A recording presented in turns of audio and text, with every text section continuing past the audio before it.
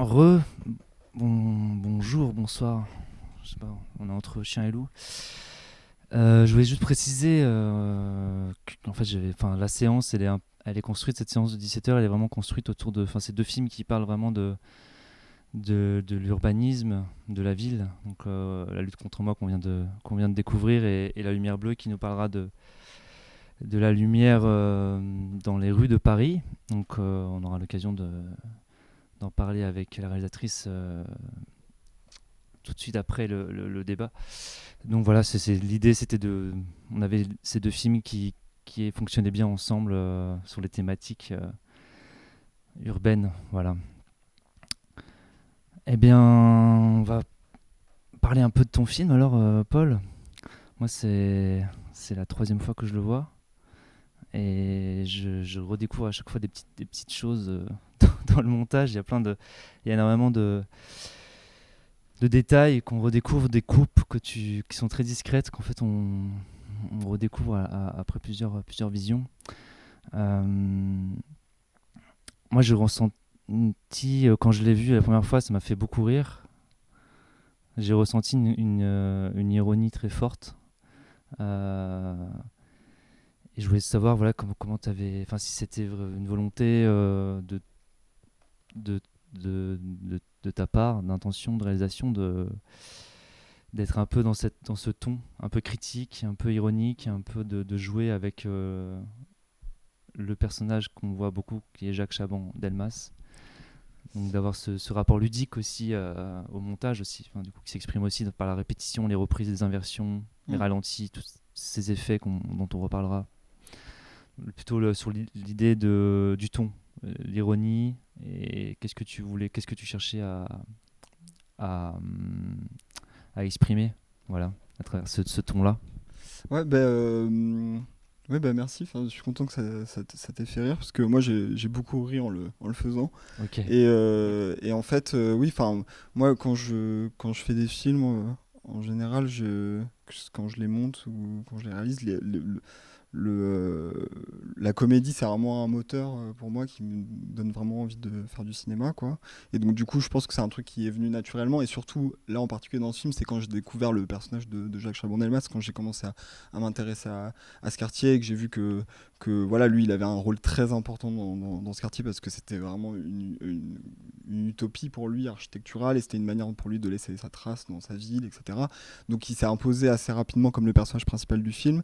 Et surtout, il s'est imposé comme un personnage vraiment. Enfin, j'y voyais en lui quelque chose de burlesque, en fait, qui me rappelait presque dans sa manière de marcher, des trucs un peu des personnages de Jacques Tati, en fait, et qui allait bien avec, avec cette époque. Euh, euh, voilà, du béton, des bâtiments en vitre, enfin, qui rappellent Playtime, en fait, qui me rappelait ça. Et donc, voilà, j'ai fait des ponts avec Jacques Tati assez rapidement. Et en plus, c'est un cinéaste que j'aime beaucoup. Et donc, il m'a beaucoup inspiré pour ce film, pour tout le travail sonore, en fait. Et c'est beaucoup avec le travail sonore que je pense que j'ai essayé d'apporter des touches comiques au film. Et après, ce qui était important pour moi aussi, c'était que le film, ça soit pas juste se moquer de Jacques Chaban-Delmas, parce qu'en fait, assez rapidement, en regardant toutes les archives, je me rendais compte qu'il y avait quelque chose un peu, quand il parlait de désuet, qui était drôle, mais qui existe en fait dans beaucoup d'archives en général, des politiques de l'époque, parce qu'on voit plus trop des politiques comme ça, qui parlent de cette manière, etc.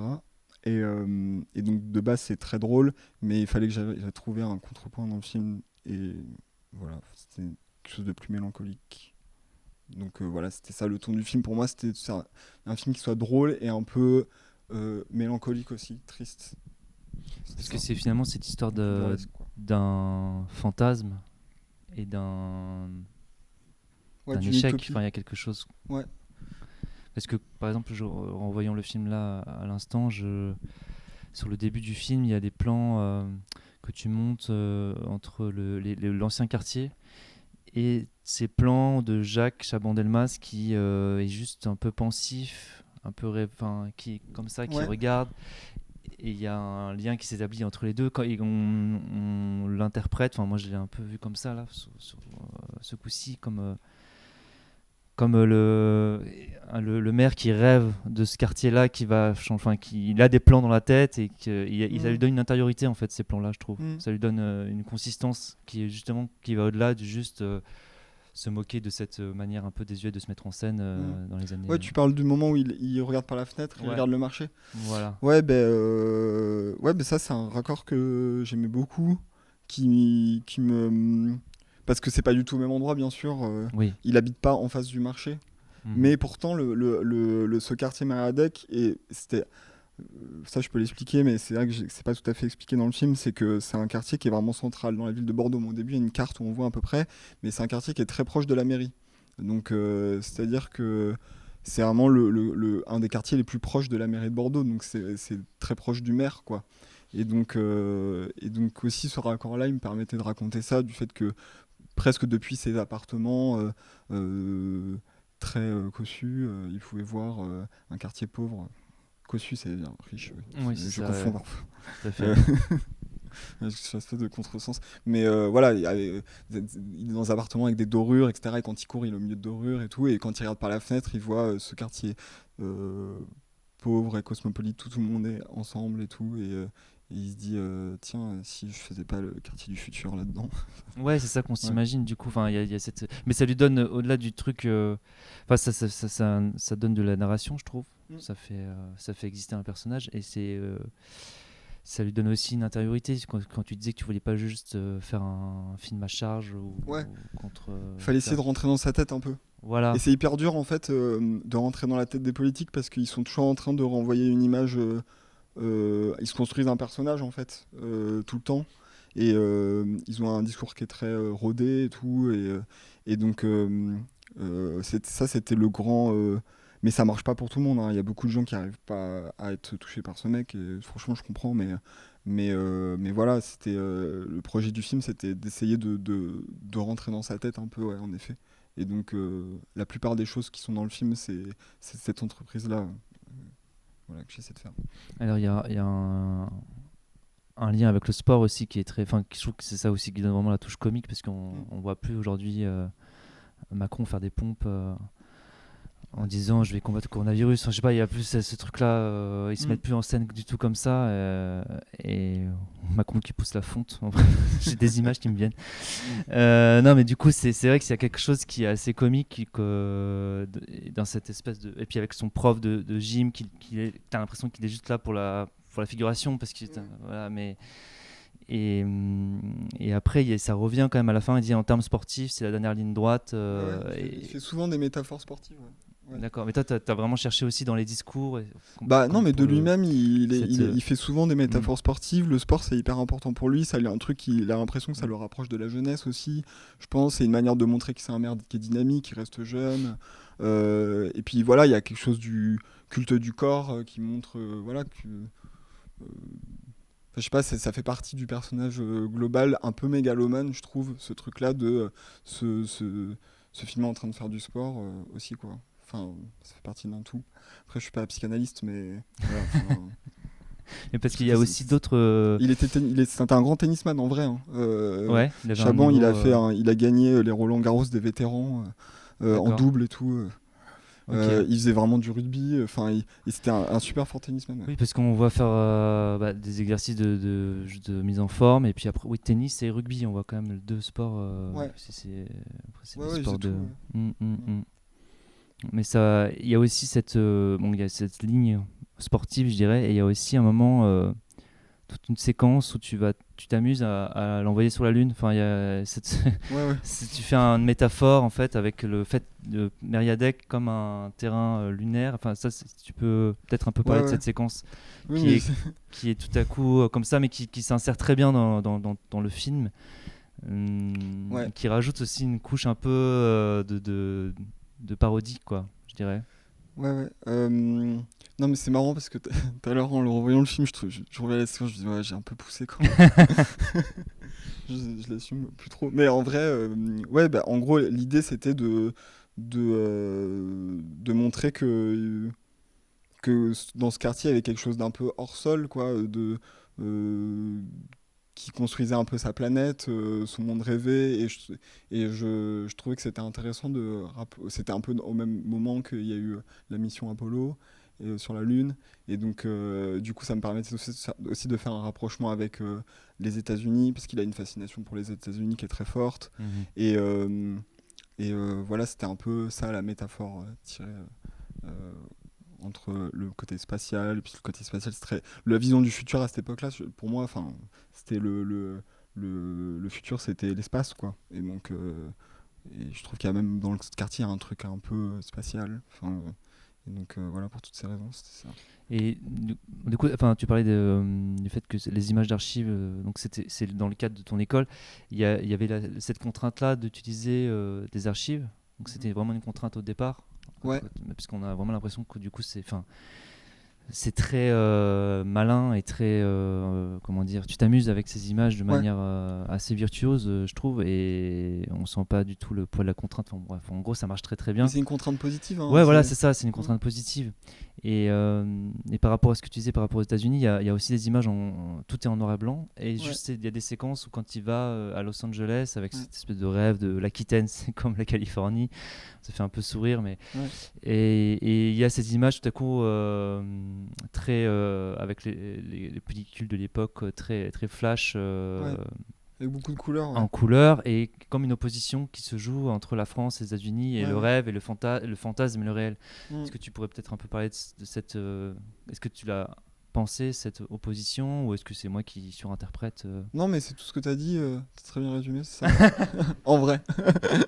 Oui, c'est ça, c'est une vision fantasmée des États-Unis, quoi. Et donc, du coup, vu qu'à ce moment-là, dans le film, on est beaucoup en noir et blanc, ça marche bien que ce soit couleur. Mais en vrai, pour être honnête, j'ai pas forcément trop pensé. Si, il y a juste les trucs que j'ai filmés avec la balle de tennis, Ça, etc. on va y revenir Ouais, après, ouais. où là, je les ai passés en noir et blanc sur le tard. Mais en général, les archives, elles sont dans la couleur dans laquelle elles ont été tournées. Il y a Oui. un autre moment peut-être que je l'ai fait, mais ouais. Ouais, c'est Donc vrai du qu'après, il coup, y a c'est quand parce même... que c'est un indicateur de temps aussi, Ouais. mais en vrai, oui, ça c'est en fait vu que c'est des archives familiales aux États-Unis qui ont été tournées, je pense, avec du Super 8. Mhm. C'était en couleur, alors que la télévision à cette époque, elle était encore en noir et blanc. Enfin, en tout cas en France, quoi. Oui, après, c'est vrai qu'on retrouve quand même les images de Chaban à la fin, où il est en couleur, un peu Ouais, grisonnant, ouais, et on parce que sent la que... télé était passée en couleur en Et la fait. télé est passée en couleur. Mais il y a Ouais, aussi, par rapport à cette remarque que tu fais sur ça suit aussi l'évolution de la télévision. Finalement, ton film, il y a comme un aperçu aussi ouais, de du temps 30 qui ans de passe. télé, quoi. Ouais. Enfin, Mm. je voulais que tu reprécises un peu sur le projet de Chaban. En fait, ça a duré quand même super longtemps. En fait, Ouais, c'était comme une obsession. Il y a quand même l'idée de quelqu'un qui s'obstine à... ouais, ouais. Bah, en gros, ça a commencé dans les années, milieu des années 50. Ils voulaient au début juste réhabiliter le quartier parce que c'était un quartier qui était insalubre, où il y avait un marché aux puces, mais il y avait beaucoup de SDF. Les gens au marché aux puces, on appelait ça les chiffonniers. C'était voilà, vraiment des puces, mais avec des gens qui récupéraient des choses dans la rue, qui leur vendaient. Enfin, c'était voilà. Et il y avait beaucoup de taudis. Et donc, du coup, il a dit, bon, enfin, fallait rénover, de toute façon, dans tous les cas, ça. Mais au lieu de rénover, ils ont décidé de tout raser parce que c'était la politique de l'époque. C'était tabula rasa, on rase tout et on reconstruit. Et donc pendant longtemps, les premiers projets, parce qu'il y a eu des premiers architectes, les architectes ont changé en fait, parce que les premiers projets lui allaient pas, à Jacques Chabon-Delmas, etc. Et les premiers projets, c'était vraiment pour reloger les gens. C'est dans un des premiers, on voit à un moment donné dans le film où tout est détruit et il y a un bâtiment qui est déjà là, une tour. Et ça, c'était issu du premier projet. Et donc, et après, en fait, au fur et à mesure, le projet il a évolué et c'est devenu un quartier d'affaires, d'administration. Mais en fait, ça n'a pas marché le quartier d'affaires parce que les travaux ils duraient trop longtemps, en effet.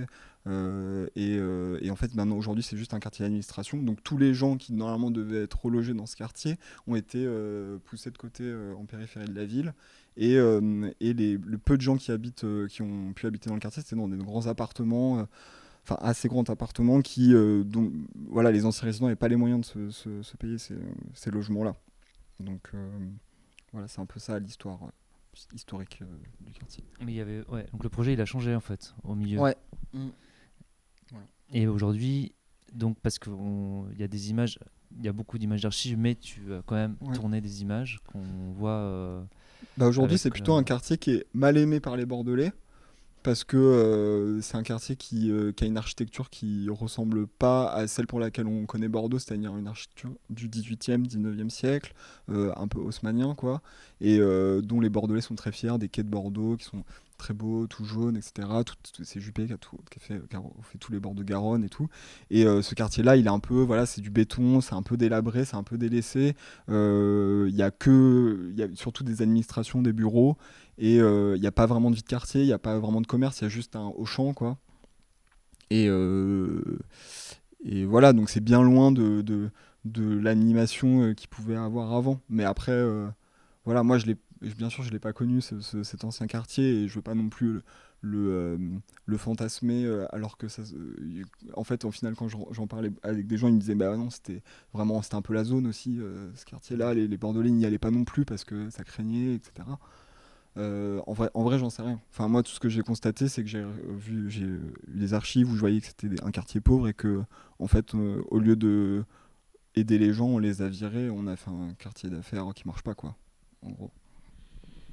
C'est un échec pour Bordeaux aussi. Enfin, je veux dire que c'est pas seulement toi qui constate ça. Je veux dire que, Pour moi, c'est un échec. Après, il y a des gens qui habitent dans le mhm. quartier, dans le peu d'immeubles qu'il y a, que j'ai rencontrés et qui disent que c'est pas un échec, ou alors que c'est un échec, mais que c'est pas la faute de Jacques Chaban-Delmas, c'est la faute des Bordelais qui n'ont pas compris sa vision, etc. Parce que Jacques Chaban-Delmas c'est très défendu par les Bordelais. Bah, à Ou l'époque, par plutôt, ouais, il est resté quand même, ce que je dis, ouais, 47 ans au pouvoir. Et voilà, c'est dans de la vraie démocratie, hein. Les gens ont vraiment voté pour lui. Et Juppé, après, est resté longtemps, etc. En général, les Bordelais, j'ai l'impression, aiment bien leur mère. Ouais, ouais. Ils le défendent. ouais, Que- ils le gardent. Et pour revenir du coup sur ces tournages que tu as fait quand même, parce que du coup, il y a des plans, Mm. il y a des plans avec un acteur Ouais.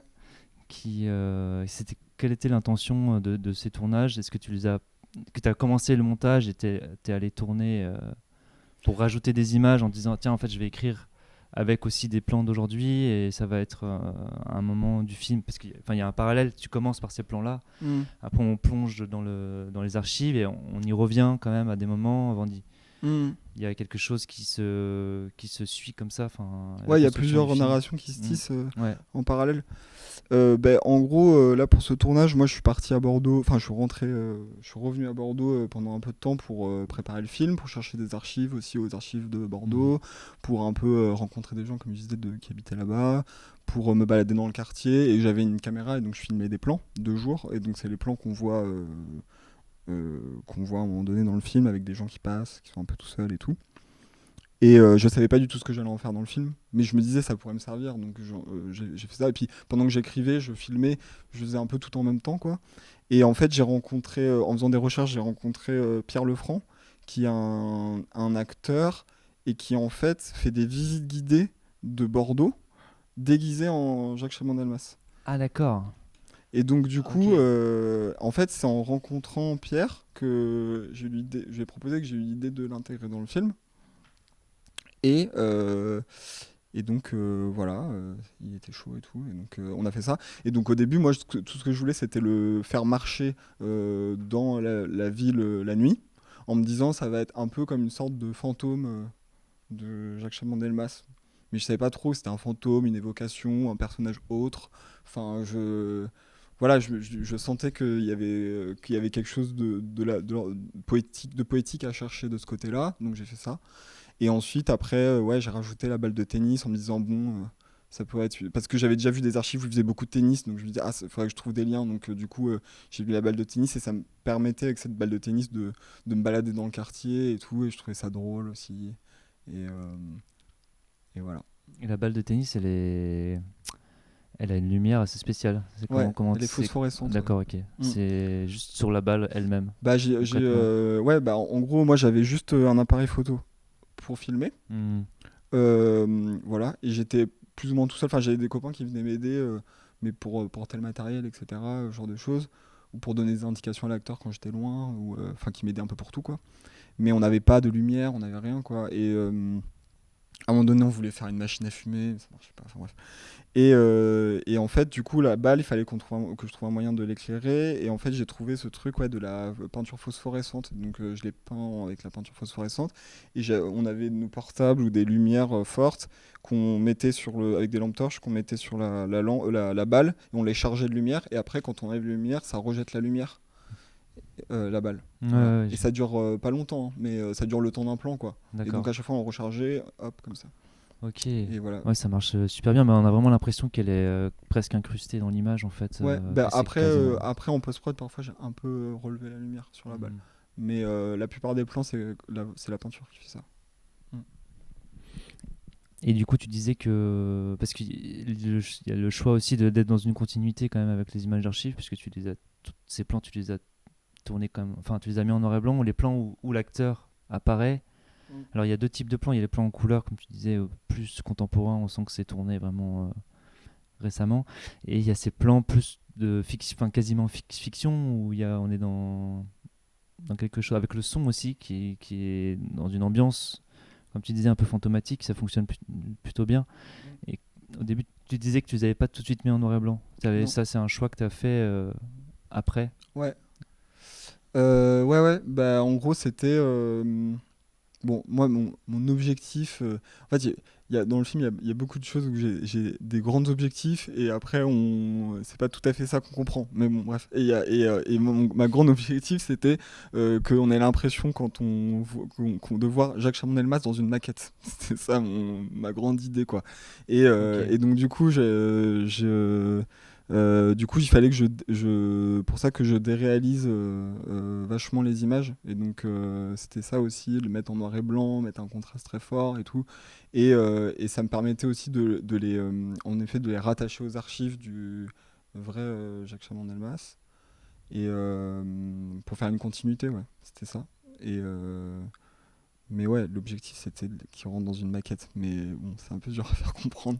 Ouais, bah après, il y a quand même Mais bon, ça crée d'autres choses aussi qui sont. Après, parfois on a des grandes idées théoriques comme ça, Mhm. et en fait, ce qui sort, c'est quelque chose qu'on comprend moins, mais qui est plus poétique. Et moi, ça me va aussi. Voilà. Tu pourrais nous raconter un petit peu le processus, enfin, en fait, le contexte, le film de fin d'études, de montage, et tu as commencé tout de suite à chercher des images Ouais, ou du coup à plutôt être dans les images d'archives. Tu savais que c'était ce quartier-là à Bordeaux ouais. C'est tout ce que je et savais quand j'ai commencé. tu peux nous raconter un Euh, petit peu le processus de ouais. création. Bah, en gros, ouais, bah, je m'intéressais à ce quartier parce que je pense que j'ai dû lire un truc sur internet qui disait qu'avant c'était un quartier pauvre et que ça a été entièrement détruit et reconstruit. Et donc du coup, commencé à m'intéresser à cette histoire comme ça. Et donc j'ai cherché, j'ai lu tous les bouquins que je pouvais trouver là-dessus et j'ai regardé le maximum d'archives, que ce soit aux archives de Bordeaux, sur l'INA, beaucoup en fait. La plupart des archives que j'ai trouvées c'était sur l'INA. Et donc à chaque fois, j'essayais de mettre les archives de côté et en me disant que j'allais pouvoir les utiliser dans le futur film, que je savais pas encore ce que ça allait raconter, mais je savais que ça allait être autour de ce quartier. Et au fur et à mesure, j'ai trouvé le personnage de Jacques Chaban-Delmas, que j'ai compris qu'il allait être le personnage principal du film. Mais en fait, tout ça, ça s'est fait en même temps que le montage. Enfin, l'écriture du film s'est fait vraiment au montage. Et voilà. C'était quoi après la question? Je sais plus. Bah, c'était à peu près ça, parce que il y a beaucoup de temps de montage quand même. Ouais, Tu ah disais que oui. tu avais plein de versions Oui. pour arriver à Bah, celle-là. oui, en fait, j'ai dû tourner pendant même pas une semaine, 2 semaines, je sais Mm. plus. Mais tout seul, quoi, enfin, des plans comme ça. Mais en même temps, je cherchais des archives, comme je disais, je faisais tout en même Ouais. temps. Et ensuite, après, ouais, j'ai monté pendant, je sais pas, 4 mois, 5 mois, où j'ai vraiment cherché le film, en fait, sur la vide, quoi. Comme si j'écrivais le film, le scénario, en mettant les images les unes après les autres, en cherchant une structure sur le banc de montage, en essayant. Parce que au début, j'essayais de trouver une structure. Et en fait, j'y arrivais pas, c'était un peu chiant. Et donc, du coup, j'ai commencé à faire plein de petites séquences, en fait. Et je Oui. pense qu'on le ressent dans le film, ce côté très hétéroclite. Et donc c'est parce que je faisais plein de petites séquences, de trucs un peu qui me faisaient rigoler en fait, et je me suis retrouvé dans des trucs que j'appelais des laboratoires, et donc j'avais plein de, voilà, ouais, de séquences, et après j'essayais de les agencer les unes avec les autres et tout. Un peu comme si on écrivait des scènes en fiction, et après on essayait de les mettre dans un ordre, dans un certain ordre, comme dans une chronique, je sais pas. Enfin, c'était un peu comme ça, Sous très différentes bizarre. timelines, je vais pas être trop technique, mais Ouais, du c'est coup, ça. à chaque fois, t'avais des. Ouais, j'avais plein de timelines Ok. dans un bin qui s'appelait le bin labo. Et donc Ok. j'avais plein de timelines avec une timeline par exemple qui s'appelait balle de tennis, et donc du coup on avait le truc avec la balle de tennis, une timeline qui s'appelait Los Angeles Bordeaux et tout, ce genre de truc. Et en fait la structure du film elle s'est trouvée assez tard en fait. Ouais. Ça, c'est la V combien qu'on voit? Je sais pas, genre V 450. 450. Ouais. Ok. Est-ce que vous avez des petites questions peut-être la personne qui est derrière la caméra? Oui. Ouais. Je vais répéter la question juste pour expliquer le processus. Vas-y, je t'écoute.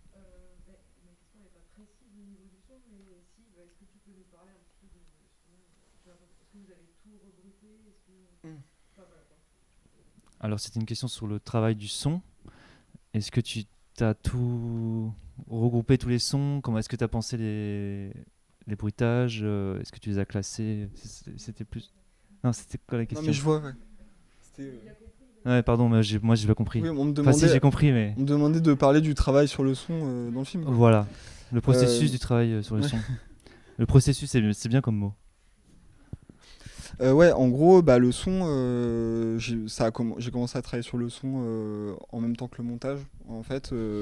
Et en effet, ouais, toutes les archives, elles ont été rebruitées en général. Après, celles où j'ai gardé le son direct, bah, par exemple, quand Jacques Chaban-Delmas y parle, ou parfois j'ai des sons, on entend un peu des gens parler, ou des ambiances qui sont importantes parce que ça donne aussi un point. C'est aussi une archive sonore de l'époque, mais j'ai essayé de les garder. Mais en général, j'enlevais tout et j'ai tout reconstruit au montage son et au montage normal, avec beaucoup de sons de Sonothèque. Euh, En particulier, j'ai passé vachement de temps sur tout ce qui est bruit de pas, bruit de balles de tennis, tout ce qui pouvait apporter un peu de la vie en fait au personnage, et de présence, de trucs comme ça. Et c'est vraiment par le son, je trouvais que j'arrivais à donner vie aux archives. Et après, il y a un bruiteur aussi qui est venu, qui a fait quelques trucs pendant un jour ou deux. Et donc, ouais, le fond, c'était hyper important, à la fois pour apporter du comique, comme on le disait au début, et pour apporter de la vie aux archives. Voilà. D'autres questions peut-être parmi nous?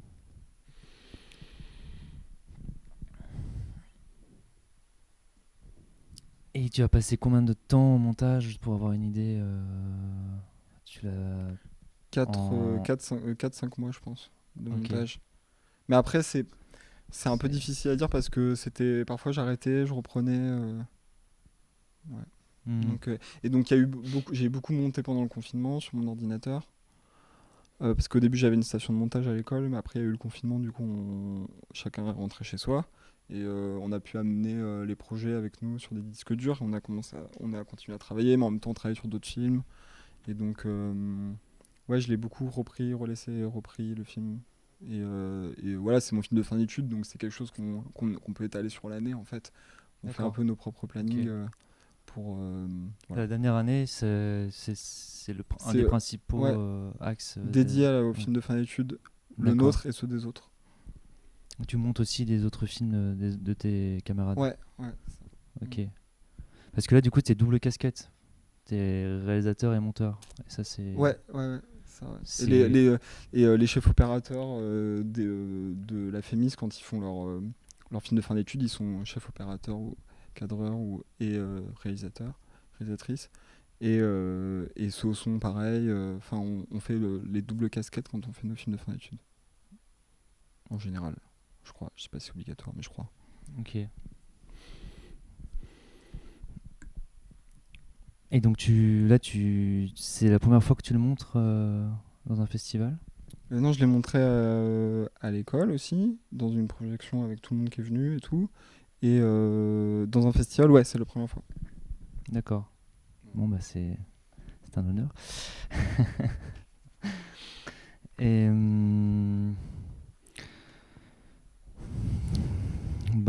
écoute, si on a des questions, c'est maintenant. Sinon, on va présenter le film qui suit. T'as une question, Louise? Ok, tu t'étires, tu t'étires. Personne n'a question. Bon. Très bien. Eh ben, merci beaucoup, Paul. De rien. C'était un plaisir. Puis bonne continuation au film. J'espère qu'il va pouvoir être montré dans des vraies salles avec des vrais gens. Avec un vrai public. Voilà, vous m'avez compris. Merci à toi. Merci beaucoup Merci à toi et au beaucoup. Et festival. Tristan aussi, qui est ton producteur sur ce film et qui est parmi nous. Ouais, Voilà. merci Donc, Tristan. qui a été venu il y a 2 ans avec un autre film. Donc c'est un plaisir de vous recevoir.